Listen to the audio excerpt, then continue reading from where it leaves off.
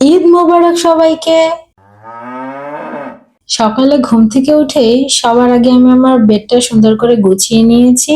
রুমটাকে আরেকটু সুন্দর করার জন্য একটা সেন্টেড ক্যান্ডেল জ্বালিয়েছিলাম। আর এই তো এখানে আমি যে আউটফিটটা পরবো সেটা রেডি করে শাওয়ারে চলে গিয়েছিলাম। শাওয়ার থেকে বের হয়ে সবার সাথে সকালে খিচুড়ি মাংস খেলাম আর সেই সাথে একটু কোকো খেয়েছিলাম। খাওয়া দাওয়া শেষ করেই আমি একটু রেডি হচ্ছিলাম আর এদিকে দেখেন লাকড়ির চুলায় কোরবানির মাংস রান্না হচ্ছে।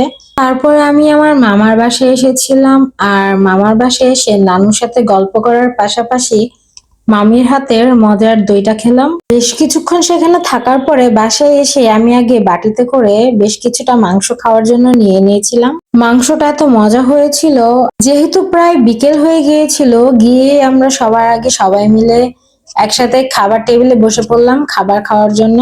ঈদের দিন সবাই একসাথে মিলে বসে খাওয়া গল্প করার মধ্যেও কিন্তু একটা আনন্দ রয়েছে।